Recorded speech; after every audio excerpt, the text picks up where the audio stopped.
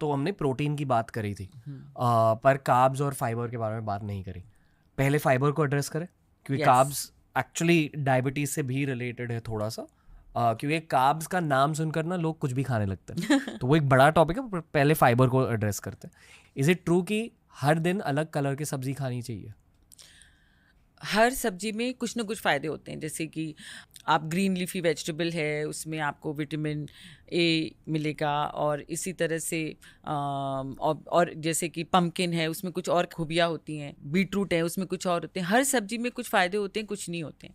तो हमको एक अच्छा मिक्स रखना चाहिए वेजिटेबल्स का, जो आपने बोला एकदम सही बोला। हर दिन अलग सब्जियों ज़रूरी भी नहीं है कि आपको हर सब्जी खाने से ही आपको बेनिफिट मिलेगा, ऐसा भी नहीं है, बट या मिक्सचर रखना चाहिए सब्जियों का।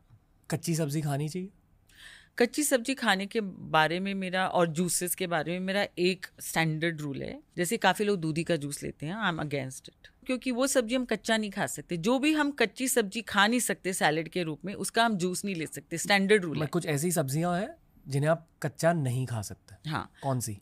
यही सब जो हम पका के खाते हैं वो सारी कच्ची सब्जी नहीं है। दूधी, पालक मेरे ख्याल से। पालक कच्चा थोड़ा थोड़ा खा सकते हैं, ऐसा कोई बात नहीं है। जैसे कि हम जो कच्ची सब्जी खा सकते हैं वो लिमिटेड ही हैं, जैसे कैप्सिकम है, अनियंस हैं, टमेटोज़ हैं, कैरेट्स हैं, क्यूकम्बर, गरकिन, देन पालक भी ले सकते हैं, बट पत्ता गोभी इज़ लिटिल कंट्रोवर्शियल कच्चा खाने के रूप में। बीट? बीटरूट भी मैं क्लाइंट्स को बोलती हूँ कि आप बॉईल करके ही लो। क्यों? उसमें कुछ ऐसा होता है कि वो सब लोगों को डाइजेस्ट नहीं होता, इसकी वजह से। वो ये कि you need to see if your body is accepting it. Yes, so हम मोस्टली हर बीटरूट के हम बोलते हैं कि आप बॉईल करके ही उसके स्लाइसेस लो। ओके।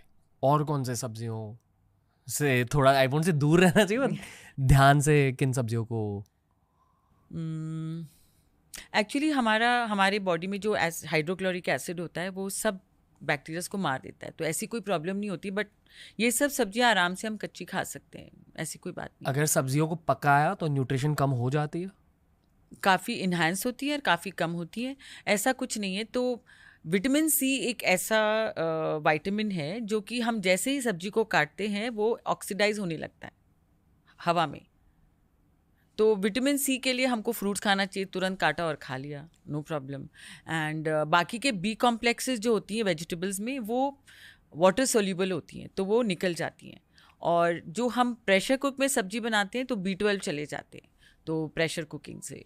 तो सब्जी को कैसे पकाना चाहिए? नॉर्मली जो हम खाते हैं, कढ़ाई में? इनफैक्ट हाँ, जो कढ़ाई में, आयरन की कढ़ाई ले लें जो भी, but not non stick. Non stick के मैं फेवर में नहीं हूँ। Okay, we'll address this also. Actually let's address it now. Non stick के बारे में बताइए, क्योंकि बहुत सारी मम्मीज एक्चुअली अगेंस्ट हैं नॉन स्टिक के आज के ज़माने में। क्यों? बिकॉज उसमें कुछ ऐसा कंपाउंड होता है जो कि आपके लिए ठीक नहीं होता। जब आप उसे गर्म कर देते हैं तो उससे वो कंपाउंड आपके फूड में चला जा सकता है। कार्सिनोजेनिक। नॉन स्टिक से दूर रहना चाहिए, ग्राउंड रूल। उसके बदले आयरन की, जो हम सालों से यूज़ करते आ रहे हैं, आयरन की है, स्टील की कढ़ाई है, नो प्रॉब्लम। एल्यूमिनियम भी ख़राब होता है। ओके। पर मान लो अगर डोसे वोसे बनाने हैं तो वो कढ़ाई और आयरन सभी तो बन आयरन जाता पे, है। हाँ, बहुत अच्छा बनता है। घर पे नॉन स्टिक लाना ही नहीं चाहिए। एग्जैक्टली। Ground rule. आजकल सिरेमिक वाले मिलते हैं, विच शुड बी ओके। और स्पून्स और ये सब भी जो नॉन स्टिक होते हैं उनसे भी दूर रहना चाहिए, उसमें कोई प्रॉब्लम नहीं है। क्योंकि उसे गर्म नहीं कर रहे। हाँ, ओके। लकड़ी के जो आते हैं ना, स्पैटुला वगैरह, दैट्स ओके। ओके। अभी फ्रूट्स को ब्रेक डाउन कीजिए। आपने पहले इसी पॉडकास्ट में कहा कि दिन में आइडियली सिर्फ एक बार फ्रूट खाना चाहिए। फ्रूट के बारे में एक बहुत बड़ा मिथ है जिसको मैं एड्रेस करती हूँ। सब मुझे पूछते हैं एक ही क्वेश्चन कि फ्रूट्स हम एम्प्टी स्टमक खा सकते हैं सुबह के बिना कुछ खाए? सो भूखे पेट सुबह उठ के हमें एम्प्टी स्टमक, खाली पेट फ्रूट्स नहीं खाना चाहिए, क्योंकि आपको पता है फ्रूट्स में फ्रक्टोज होता है, शुगर होता है, फैट नहीं होता। तो सीधा शुगर स्पाइक होता है, फैट गेन हो सकता है। शुगर स्पाइक होता है, तो अगर आप प्री डायबिटिक हो तो आप डायबिटिक जल्दी से बन सकते हो, आप भागोगे उसकी तरफ। दूसरा एक ये है कि सबसे फैट गेन का इतना प्रॉब्लम नहीं है, बिकॉज आप बोलोगे मैं फ्रूट्स खाऊंगा, एक्सरसाइज करूंगा, सारा बर्न हो जाएगा, which is also true. But हमारे शरीर में उसकी वजह से क्या होता है वो सुनना ज़रूरी है। तो जब हम फल खाली पेट खाते हैं, क्योंकि फ्रूट्स में फ़ैट नहीं होता और बहुत इजीली डाइजेस्टेबल होता है, तो वो हमारे पूरे जो जो इंटेस्टाइन है उन सबसे बहुत जल्दी पास करता है, तो पेट से तो आधे घंटे में चला जाता है। और चूंकि वो इतनी जल्दी सारे के सारे स्टेजेस क्रॉस करता है और तो उसमें अपने साथ साथ में अच्छी बैक्टीरियाज भी ले जाता है। इसकी वजह से हमारी जो गट में जो बैक्टीरियाज होते हैं जो कि हमको हेल्प करते हैं एब्जॉर्प्शन के लिए, जो फ्लोरा फौना होती है, वो सारे वीक हो जाते हैं। तो हमारी धीरे धीरे हमारी पाचन शक्ति कमज़ोर होती जाती है अगर हम सुबह सुबह एम्प्टी स्टमक फ्रूट्स लेते हैं। वाह। जो भी हमारे पास अगर आके बोलते हैं हमारी बहुत एसिडिटी और गैस है, हम एक क्वेश्चन पूछते हैं, आप खाली पेट फल खा रहे हो? बोलते हैं हाँ, इसी वजह से। तो हम उसके बाद वो बिल्कुल विश्वास नहीं करते। अगर आपको खाली पेट फल खाना ही है तो उसके साथ में ऐसा एक कुछ ले लें, जैसे कि नट्स ले लिया, जिससे कि वो उसका एब्जॉर्प्शन स्लो रहे, तो डायबिटीज़ की शिकायत ना हो या डायबिटीज़ होने की शिकायत ना हो, और वो धीरे धीरे डाइजेस्ट हो, तो आपके गट से धीरे धीरे जाए इंटेस्टाइन से। मतलब सुबह खाली पेट अगर फ्रूट्स खाने हैं उसके साथ नट ले लो, नट्स ले लो, दूध ले लो, दही ले लो, कुछ भी। पर फ्रूट एंड नट चॉकलेट नहीं। क्योंकि यही मुझे डर फील हो रहा है कि इतनी गाइडलाइंस को सुनने के बाद भी लोग गलतियां करेंगे डाइट में। तो फल हम खाने के बाद ले सकते हैं, लंच के बाद ले सकते हैं, शाम को ले सकते हैं, कभी भी ले सकते हैं, बट खाली पेट नहीं। ओके। दिन में कितने बार हमें फ्रूट्स खाने चाहिए? अब जो बहुत जो वेट गेन करना होता है उनको हम बोलते हैं आप काफ़ी फ्रूट्स खाओ, डायबिटिक्स होते हैं उनको हम कम बोलते हैं, और जो वेट लॉस करने वाले होते हैं उनके बोलते हैं एक ही fruit, equivalent to 50 to 75 calories. और कोई भी फ्रूट हो सकता है? नॉन डायबिटिक्स के लिए कोई भी। और डायबिटिक्स के लिए? खाली 10। बता सकता हूँ? हाँ। एप्पल जी। पेयर, अनार मतलब सेब, नाशपाती, अनार, अमरूद, चेरी, स्ट्रॉबेरी, ऑरेंज, पपनस, काला जामुन, ड्रैगन फ्रूट। बचा क्या पर? 10 नहीं, सब डायबिटिक आके मुझे यही पूछते हैं, पपीता तो खा सकते हैं ना? आम। पपीता सबको चाहिए, पपीता नहीं खा सकते। अगर आप डायबिटिक हो तुरंत शुगर स्पाइक होता है। इन सारों में I am guessing low GI है हाँ, कंपेयर्ड। ये लो जीआई फ्रूट्स। ओके। और स्पेशली एप्पल और पेयर में सोल्यूबल फाइबर होता है जो कि अच्छा होता है। ओके। पर अगर खाली पेट फ्रूट खाना है तो या तो दूध, दही या नट्स के साथ खा लो। या दैट्स फाइन। ओके। अच्छा, फाइबर का एक चीज़ बता दूं, श्योर। तो सोल्यूबल फाइबर से कोलेस्ट्रॉल कम होता है, और जो नॉर्मल फाइबर जो हमको सब्जी से और काफ़ी ग्रेन से मिलता है उससे कोलेस्ट्रॉल कम नहीं होता। एक मिनट, दो टाइप के फाइबर होते हैं, सॉल्युबल एंड और नॉन इनसॉल्युबल। इनसॉल्युबल में कैलोरीज नहीं होती, वो हमारे शरीर से निकल जाता है, एंड सॉल्युबल फाइबर में से कोलेस्ट्रॉल कम होता है। सॉरी मैम,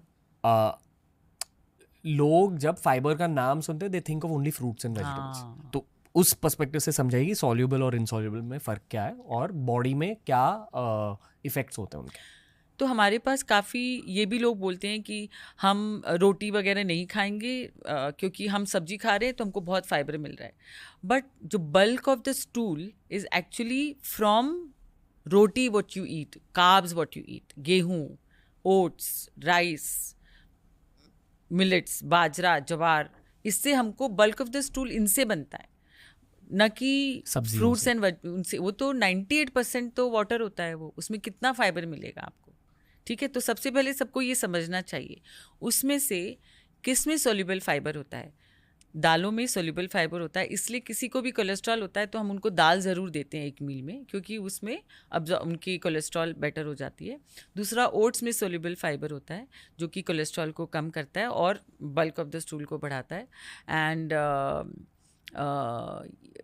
पल्सेस हो गए, ये हो गए, एंड फ्रूट्स में एप्पल एंड पेयर में सोल्यूबल फाइबर्स होते हैं, तो दीज आर वेरी गुड। कितना खाना चाहिए, मतलब अमाउंट्स क्या होने चाहिए दोनों के, इनसॉल्युबल वर्सेस सॉल्युबल?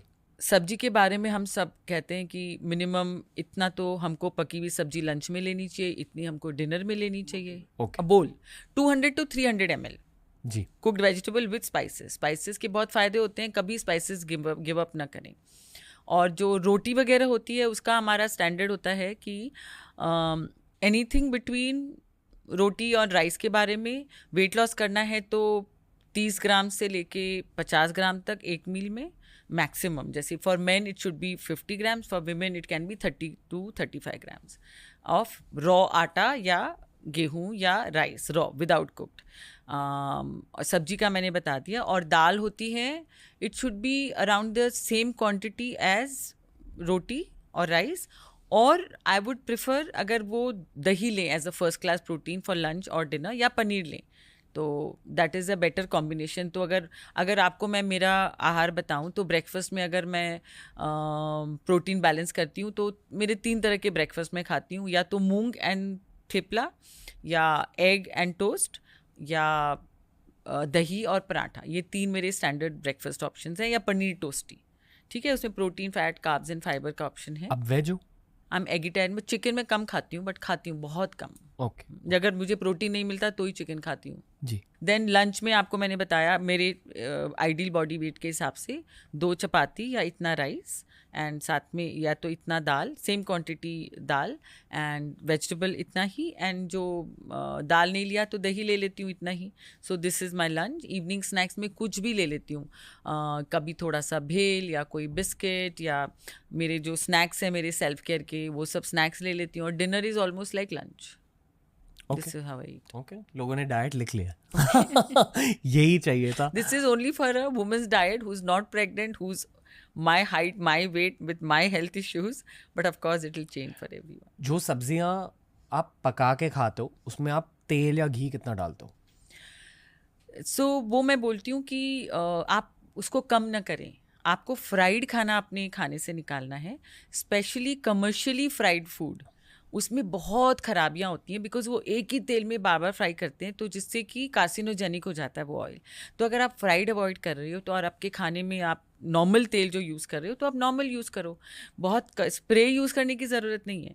जितना कि आपको छौंकने के लिए या वघार लगाने के लिए चाहिए और सब्जी को पकाने के लिए चाहिए, उतना यूज़ करें। कितना होता है, एक बार थोड़ा वो बता दीजिए, क्योंकि बहुत सारे लोग बहुत ज़्यादा तेल ले लेते हैं। नहीं, बहुत कम भी लेते हैं, ऐसे भी लोग हैं हमारे पास। मेरे घर पे जो मेरे कुक है, बहुत बढ़िया कुक है, पर एक दिन मैं बस उनके साथ किचन में रहा कि आप क्या करते हो दिखाओ।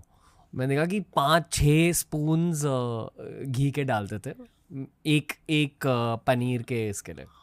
So I was like, Yeah, okay, that is a that's why I'm putting on weight.